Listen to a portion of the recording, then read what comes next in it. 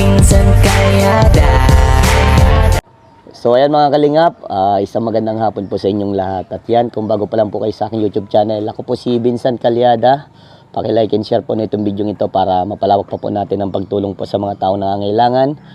At huwag po kayo skip ng ads mga kalingap kasi malaking bagay yan. So ngayon mga kalingap, nandito tayo kay Ella. At sasabayan po natin sila na papagawa na po ang kanilang bubong. Mula po ito kay Dr. Dennis Latuno. Kapapasok lang po sa bank account ko yung perang pinadala po para dito sa pampaayos po ng kanilang bubong.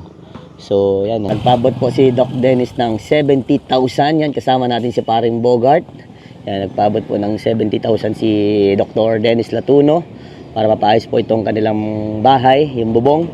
So ayan mga kalingap, maraming salamat po sa patuloy niyong panonood sa aking YouTube channel. Umanin po kung ganito ang aking boses kasi po masama po ang aking pakiramdam.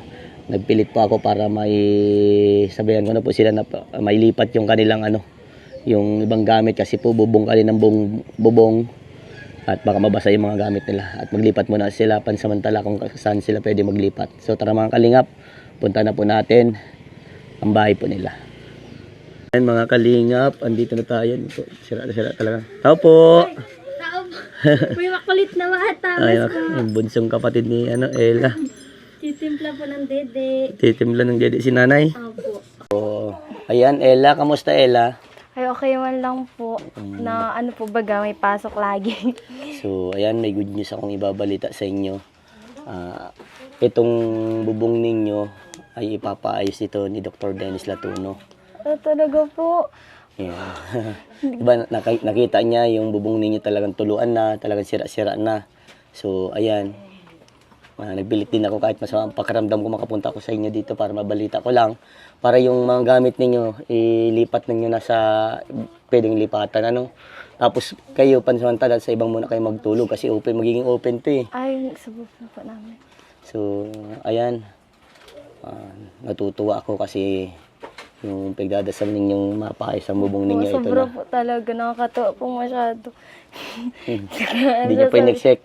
Hindi po talaga kasi po, pag maulan po baga, ang hirap po talaga baga ng buhay dito. At pag nag-uulan po, sa loob din po baga nag-uulan. Kaya nga. Ang hirap po masyado pag ang bubong po baga ang problema. Tapos tag-ulan po baga dito sa atin ngayon.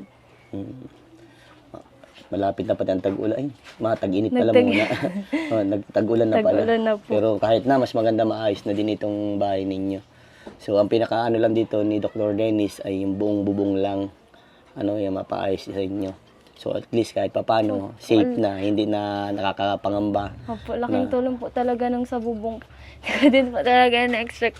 Sobrang thankful po kay Dr. Latuno kasi po napapaayos niya po yung bubong namin kasi sobrang hirap po talaga lalo na po baga may mga bata po pag nagtutulo po baga nakakaawa man na nahihirapan din po yung mga kapatid kong maliliit. Kamusta mo kayo dito? Kaya man po, nga po, ang laking tulong po ng mga binibigay niyo po sa akin, ginagamit ko pong allowance. Tapos may maliit pong tindahan si mama. Nilabas nga po yung iba. Dito lang po kami sa may sa amin. Kaya sobrang thankful po talaga ako, lalo na po kay Dr. Dennis. Kasi sa allowance ko pa lang po, sobrang laking tulong na po talaga sa akin. Tapos pati po yung bubong namin, papaayos niya din po. Thank you so much po. Tapos sa lahat pa na nagtulong po sa akin, kay Lolo Henry, sobrang thank you po. So, ayan. Pag-ingatan na lang, lagi na lang linisan, para magandang tingnan lagi ang bubong. Na ikwento ko kasi kay Doc yung itsura ng bubong nyo. Siya, di ba na video ko? Apo. Nakita niya, puro trapal, puro sako, yung katulad yun mga kalingap. Hanggang doon sa kusina. Sa kusina po. Pakita ko lang ha. Apo, yung mga sako. Yung mga sako. Yan, puro sako. Tapos yan. Yan talaga ang kanilang talagang maayos dito. Puro sako din sako po. Din. So, para po baga di matulo. So, ang gawin nyo na lang. Kasi yung bala ko, bukas na din pasimulan ito. Kasi nagpumasok sa bank account ko kanina lang yung pera. So, ayan, ang mangyayari, paano na nyo sa yung tawag nun? Yung mga gamit, labas na. Labas. Punta nyo na kung saan pwedeng ipunta ano. So matutuwa nito si tatay pag nalaman ano. Pag nalaman niya po talaga po matutuwa po yun. At kahit man po baga gusto niyang ipaayos yung bahay namin, hindi po baga sapat yung sa sweldo niya. Kasi pang araw-araw lang po namin. Kaya nga, kumbaga kakarampot lang yung kinikita. Kaya nga po pag nasabi po talaga namin yun, natutuwa po talaga yung masyado. So, ayan, Ella. So ngayon, Ella, may tanong ako sa'yo. Sa lahat ng nangyayari sa buhay mo, ano yung pinakamagandang nangyari sa buhay mo? Sa lahat po talaga nangyari sa buhay ko, parang ito po yung sinasabi kong ginaid po talaga ako ni Lord sa tama. Kasi po, nun pong nakilala ko po talaga kayo, sobrang laki po ng pinagbago sa buhay ko. Kasi dati po baga kailangan ko pa pong magpuyat para po makagawa ng mga pag may sa akin, mga paggawang mga bulaklak. Tapos nagtitinda po ng mga maruya para po magkaroon lang ng pamasahe. Tapos nung nakilala ko po kayo, kayo po yung ginawang way ni Lord po para po maaabot ko yung kung ano meron ako ngayon na hindi na po ako masyadong nahihirapan sa allowance ko po. Tapos katulad po nito, yung sa bubong po namin, sobrang thankful po talaga ako sa iyo, Kuya Vince. Walang ano man, basta ibibigay ko sa inyo ang magandang biyaya na pinapabot ng mga buting sponsor. Yan. Kaya sabi ko sa iyo, Ella, lagi mong ipasalamat sa ating Panginoon lahat ng nangyayari sa buhay mo. Sobra po. Yung mga biyayang tatanggap mo, ipasalamat mo yan lagi sa ating Panginoon. At huwag na huwag kayo makakalimot sa ating Panginoon. Ha? Lagi po talaga kami nagpapasalamat ni Mama pag nagdadasal po kami. Kasi yung way niya po talaga na hindi ina-expect na ganun pa yung way niya para po maayos yung buhay namin kahit pa paano po sa... Parang yun na po yung way niya, iginaid niyo na po kami sa'yo. Opo. So, ayun, masaya ako para sa inyo. Ay, Nay, dito ka po, Nay. At may konting message lang po. Nakulit na ba? Konting message yung tabi kayo ni Nanay. Patabi mo si Nanay. Nag-arte ang bata. Okay lang, okay lang. Kulit. Nay, ano po ang masasabi nyo dahil, ayan, ang bahay nyo, Nay, yung bubong nyo, buong bubong ha, buo, Siya po. ay papalitan na. Thank you po. Unang-una po syempre pasalamat po kay Lord dahil sa blessings na dumarating sa kay Ella, sa amin. At sa iyo, Kuya Benson, sobrang pasasalamat. Kasi andyan ka lagi. Sabi mo nga masamang pakiramdam mo, pero andito ka pa rin para iparating sa amin yung biyaya na pinabibigay ni Doc Latuno. Sa iyo po, Doc Dennis Latuno. Sobrang thank you po. Kasi yung hindi po namin kayang ibigay sa mga anak namin. Kayo po yung parang hulog ng langit sa amin na ibinigay. Tulad na po ng allowance ni Ella. Tapos ngayon na naman po papaayos niyo po yung bubong namin. Sobrang salamat po. Sa mga sponsor din po na Ella, kay Sir Henry, kay Sir Enrique Perez, at sa iba pa po na nag-sponsor sa anak ko. Maraming salamat po. Lalo na sa iyo, Kuya Vincent. Sobra po. Wala naman po, Nay. Basta deserve nyo pong tulungan. At yun, masaya talaga ako dahil yung pinapangarap ninyo po, ito na. Bukas na bukas. Sana mawala yung sama ng pakiramdam ko. Pero pipilitin ko pa rin. May mga kaibigan naman tayo na pwedeng magbili.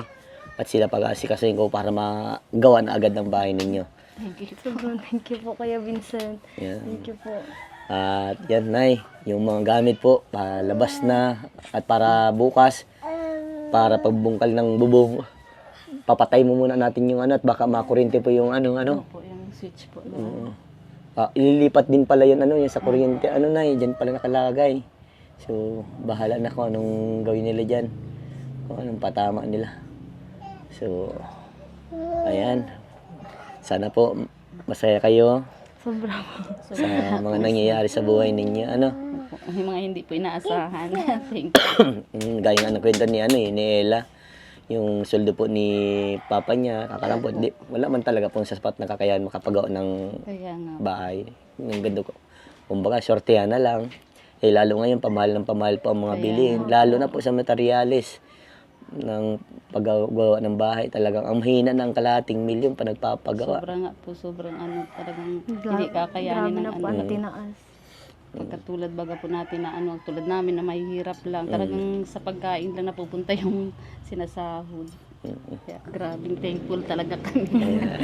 Basta Ella, yung galingan mo palalo. Opo. Kaya ba sabi ko sa iyo, magtapos ka mong pag-aaral. Para sa iyo yan, hindi yan para sa amin. Ano, Nay? Siya nga, Para sa pagkasabi pangarap. ni Papa niya, Mm. para sa kanila, para sa kanya din yun. Kailangan mo lang talaga magpursige para makuha mo yung pangarap mo. At naniniwala naman kami doon nila nanay. At ng mga viewers mo na matutupad mo ang pangarap mo dahil ang talino with the honor, pambira. San ka nung nakakuha ang ganun katalinong anak na yan? Anak, grabe. Sana all na lang talaga na may mga ganyang anak. So ayan Ella, ano masasabi mo sa mga viewers, sa mga sumusuporta sa iyo? Sa mga viewers po, sa mga nagsusuporta po sa akin, saka sa vlog po ni Kuya Vincent, sobrang thank you po kasi sa tulong nyo po, parang nag-motivate po talaga ako. Tapos, yun po, pag nanonood po kayo ng mga vlogs ko, natutulungan nyo din po na makahanap po ako ng mga nagbibigay po sa akin ng biyaya. Kaya sobrang thankful po ako sa inyo kasi kahit yung sa way nyo po talagang laki po ng natutulong nyo sa akin. Tapos, syempre po, Kuya Vincent po, sobrang thankful po talaga ako kasi po nakilala ko po kayo, tapos kayo po talaga yung ginawang way ni Lord para po marating ko itong part na to. Sobrang thank you po. Yeah, you're welcome. Basta patuloy lang tayo sa ng buhay ha. Nay, congratulations. Peace bump na ako, Nay. Yan, peace bump, Thank Ate you Ella. po. Yan, ingat kayo palagi and God bless. Sana po bukas wala na masyadong gamit dito ha. Apa. Para papunta po dito nung Dilabayaw ay maasikaso na. Ang gagawa ng bahay ninyo, abroader pa yun, doon nagbi-building yun. Kaya nachimpang kung bakante siya. Kaya sabi ko sila na gumawa dito para maging okay na ang bahay ninyo. Ano? Bye-bye na, God bless po. Thank you po. Thank you po.